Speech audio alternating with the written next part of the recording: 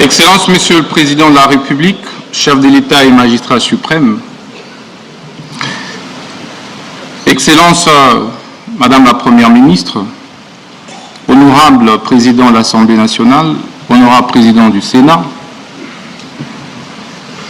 Excellences, Messieurs et Dames ambassadeurs et chefs de mission diplomatique,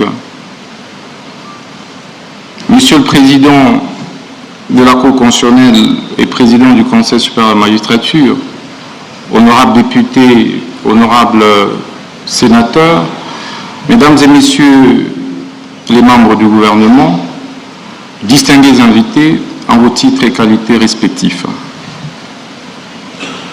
Qu'il me soit permis, Excellence Monsieur le Président de la République, magistrat suprême, de vous exprimer toute ma gratitude. Gratitude à cause de ma nomination en qualité de ministre d'État, ministre de la Justice et garde des Sceaux de la République démocratique du Congo. Vous avez risqué, alors que personne ne pouvait parier sur un jeune député issu des rangs de l'opposition politique, afin qu'il se voie confier ces lourds et grands portefeuilles régaliens, celui du ministère de la Justice. 5 mois après, Excellence Monsieur le Président de la République, je pense que votre choix fait plus que jamais l'unanimité. L'unanimité par l'adhésion populaire que les différentes actions et initiatives du ministre, votre ministre de la Justice, requièrent dans l'opinion. Excellence, Monsieur le Président de la République, permettez-moi également de vous rendre hommage pour votre sens élevé de patriotisme. C'est une première dans notre histoire politique que d'avoir un chef de l'État, un président de la République, qui affronte de manière aussi viscérale un ennemi, M. Paul Kagame, qui a tant endeuillé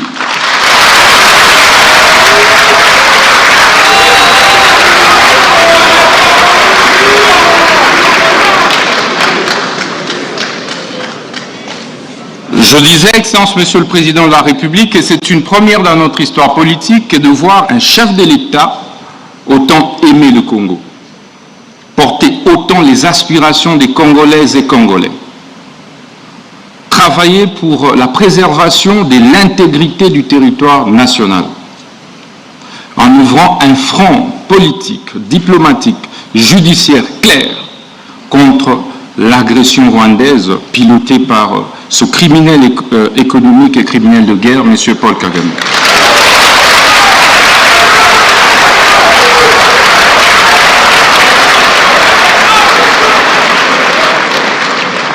Excellence, Monsieur le Président de la République, je puis vous rassurer que vous n'êtes plus seul sur le front judiciaire. Je suis là à vos côtés et je ne ménagerai aucun effort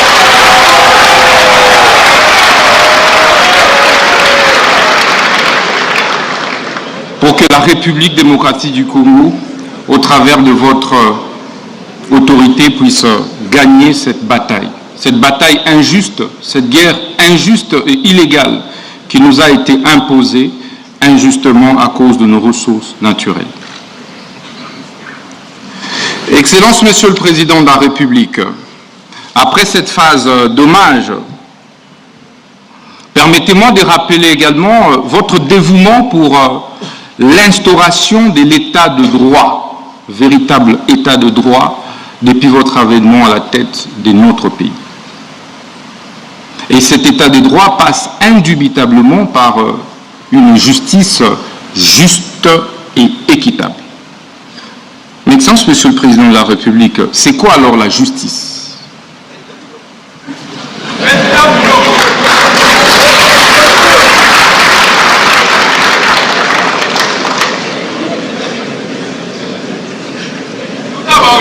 La justice est un terme polysémique, comme l'a dit le bâtonnier national, qui implique un certain nombre d'acceptions. Au-delà de la légalité, elle implique l'éthique, la morale, l'équité. C'est pourquoi un acte peut être légal, mais être injuste, parce qu'il ne comporte pas d'autres acceptions et composantes de la justice. Mais au sens formel, Excellence Monsieur le Président de la République, la justice devait être comprise comme ce système, cet ensemble de systèmes composés et constitués des corps des magistrats, des avocats, des huissiers, des greffiers, des OPJ, des APG, j'en passe, en vue de créer l'équilibre dans la société, en vue de créer l'apaisement et la paix sociale dans la société.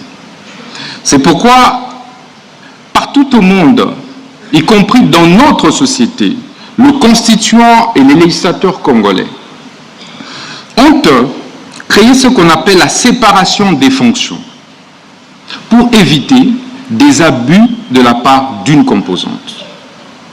Vous avez donc le juge qui a pour fonction de dire le droit, et rien de plus. Et sa décision ne peut pas être exécutée par lui-même. Il faut donc un huissier de justice pour exécuter sa décision. C'est pourquoi un magistrat debout ne peut pas lui-même exécuter son propre mandat.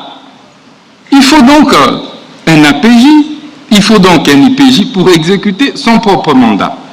C'est pourquoi il faut des greffiers pour pouvoir apposer des formules exécutoires sur des décisions de justice et poser d'autres actes extrajudiciaires.